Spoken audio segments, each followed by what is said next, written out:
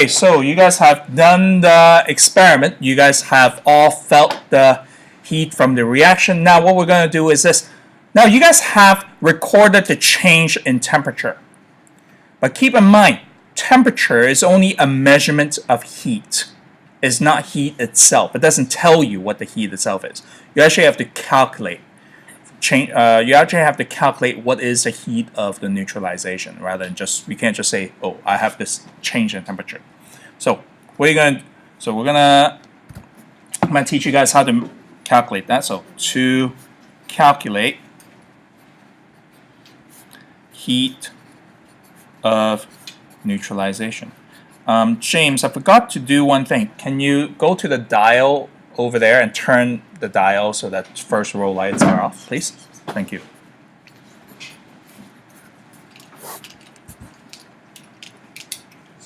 Yep. The dial, no, the other dial. Yep, there you go.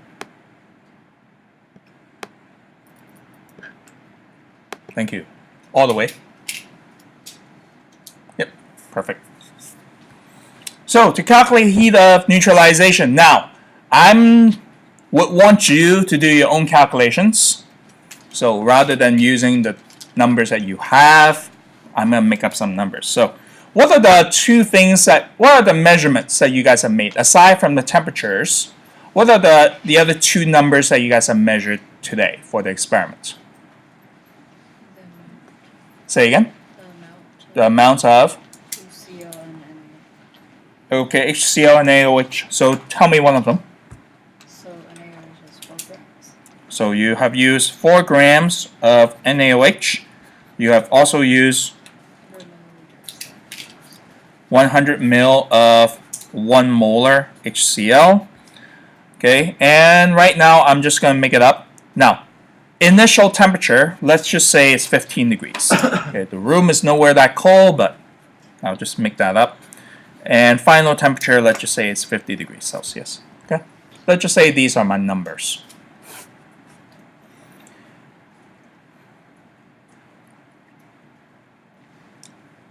Now, in order to calculate the heat of neutralization, you need to do 2 steps. First step, what you need to do is to actually calculate. Can you guys see in the back? Is this big enough? The amount of heat given off by the reaction. Okay. First step, you need to do that. Second step, after you calculate the heat you'll calculate the heat of neutralization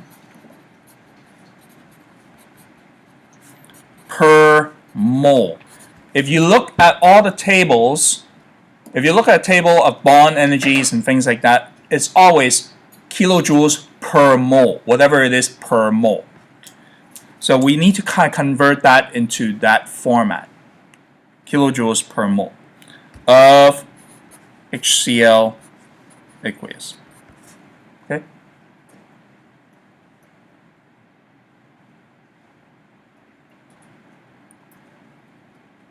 So 2-step. First, calculate the heat given off. Second, you calculate the heat per mole. Now, to do the first step, the amount of heat given off, you'll need to use this particular formula. Q equals mc delta T. Q equals mc delta T. Now, delta T is probably the obvious thing right now. It's the change in temperature. Now, change in temperature, it's always final minus initial. TF minus TI, final minus initial. Your last temperature minus the starting off temperature. M, the second most obvious thing, will be mass. In this case, grams. Now C, this should be new to you guys. It's what we call specific heat capacity. Specific heat capacity.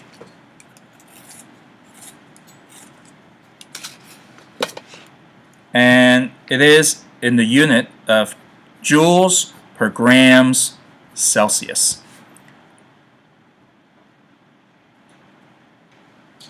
What this means is this is the amount of heat energy required to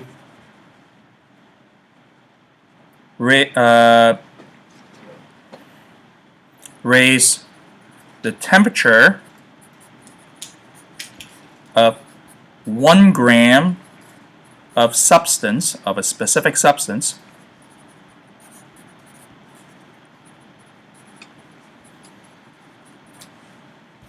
by 1 degree Celsius. Okay, you guys see? Do you want me to zoom in a little bit? Is it J over G is temperature? Yes.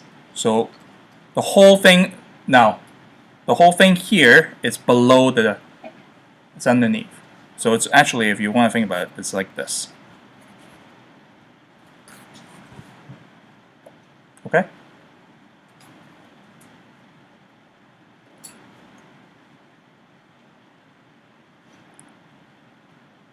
Good. So how much heat it takes to raise 1 gram of 1 gram's heat up 1 gram of substance and raise it by 1 degrees temperature. Now we're going to explain a little bit more what this means when we're talking about how we're going to use this equation. Okay. Now when you think about your cup or your styrofoam cup, your reaction chamber, almost what you want to call it.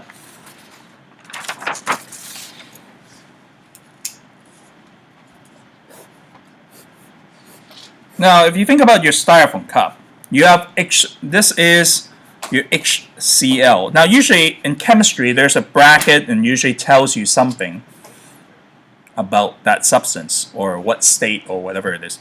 What is, for acid, usually what is in the bracket? Aqueous, thank you, AQ. Aqueous means something is what?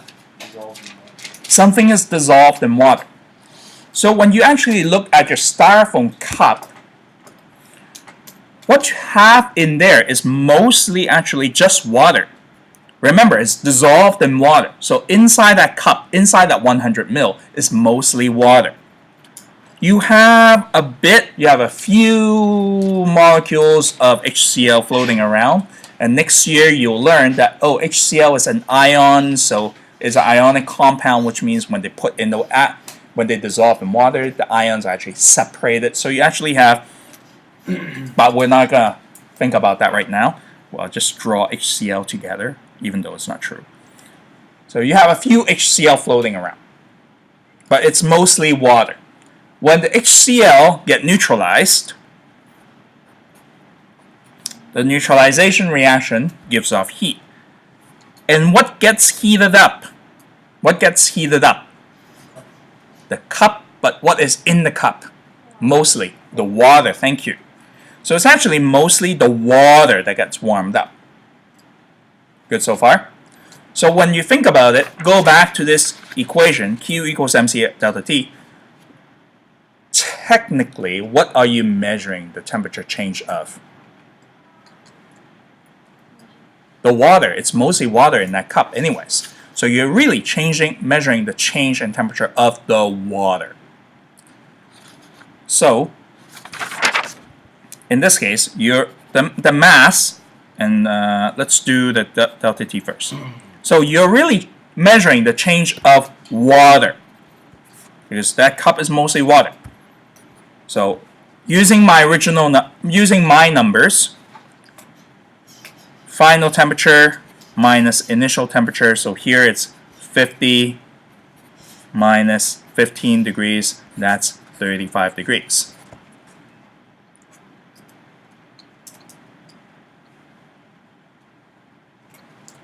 You good so far?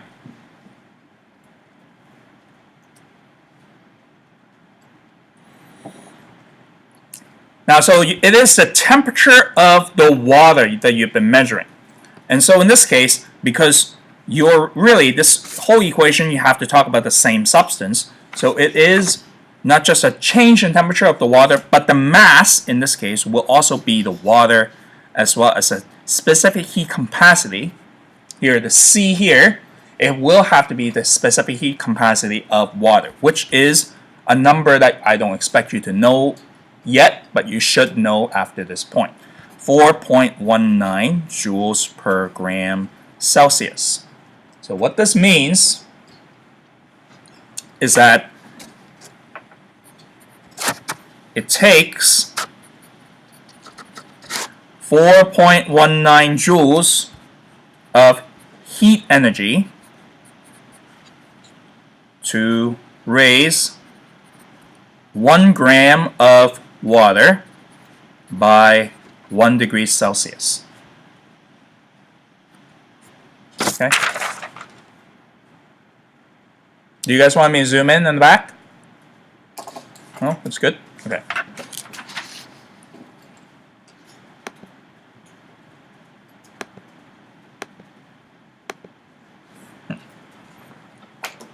Okay. So it takes 4.19 joules. That joules is a unit of energy. So that's how much heat energy it takes to raise 1 gram of water by 1 degree Celsius. Now, the mass of this whole cup, what was the unit of measure? How much acid did we measure? 1 mil. Now, as I said before, 100 mil. Now, because this cup is mostly just water, think of it, we treat it as if it is just water. So think of it as 100 mil of water, but milliliter is not mass, it is volume. So how do you change 100 mil of water into, how do you find the mass of water if it is 100 mil? Yes? 1 milliliter equals 1 gram. 1 milliliter equals 1 gram because of the D word. D word of water. Density, thank you. Because of the density of water, just happens 1 gram is 1 milliliter is weigh 1 gram. So, or density is actually 1 gram per milliliter. Okay. So separate that because, is it clear on the screen? Yep. Because density of water is 1 gram per mil. So in this case, this will tell you that, oh, mass is really 100 grams.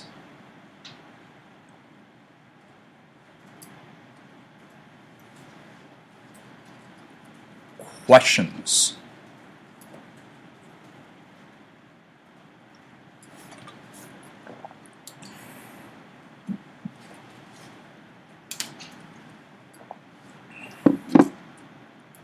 Good.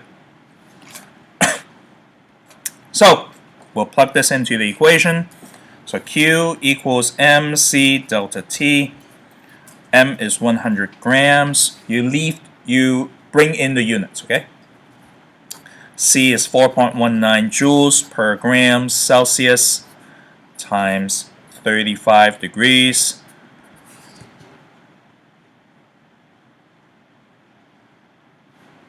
What you find out is that the units, actually most of these units cancel out. The Celsius, this Celsius and this Celsius cancel out. This gram and this gram get reduced. So you're only left with joules. So your final answer has to be in joules.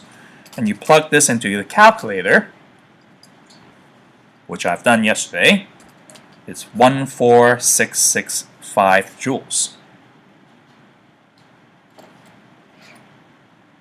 Okay. So 14665 joules is, if you convert that into kilojoules, it's 14.665 kilojoules. Now this is the heat released by the reaction.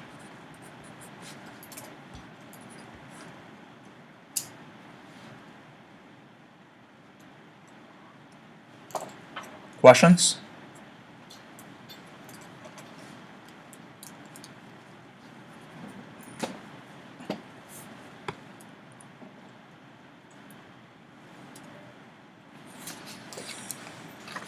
Now,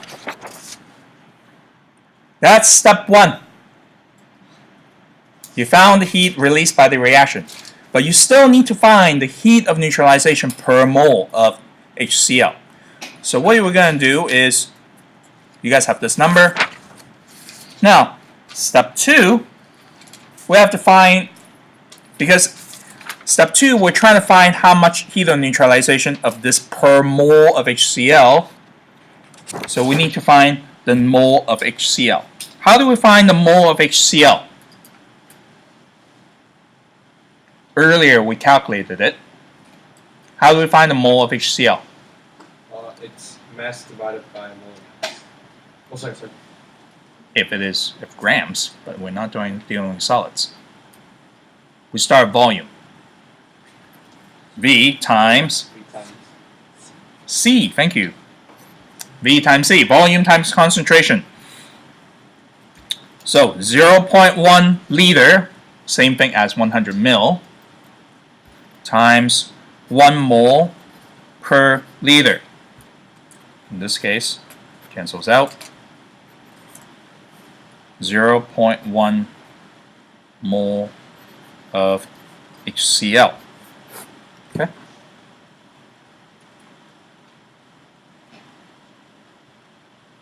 Good so far? So, what we found that when we did this reaction, we only used 0.1 mole of HCl. So, since we want to find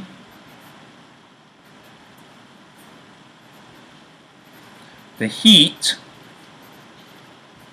of neutralization per mole of HCl, since we want to find the heat of neutralization per mole of HCl, what do you think we need to do?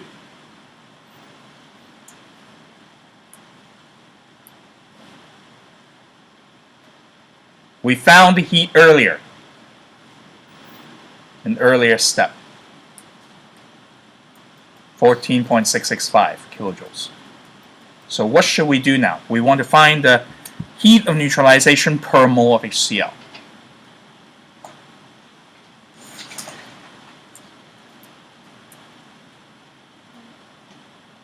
Yes? Divide what? What divided by what? 2.665.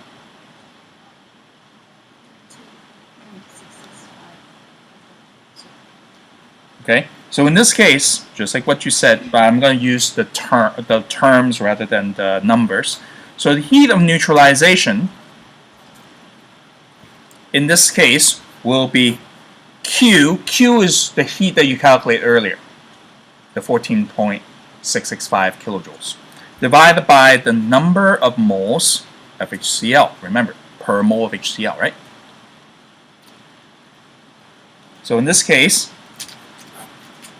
plug in the numbers, 14.665 kilojoules divided by 0.1 mole. So when you do that, you have 146.65 kilojoules per mole of HCl.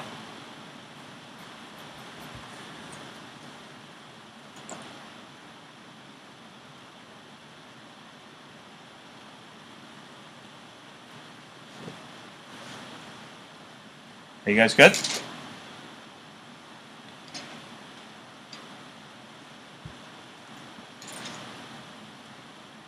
Now, just a quick recap. From your homework and from last class, you have learned really 2 ways to calculate heat of reactions. One way is by calculating bond energy.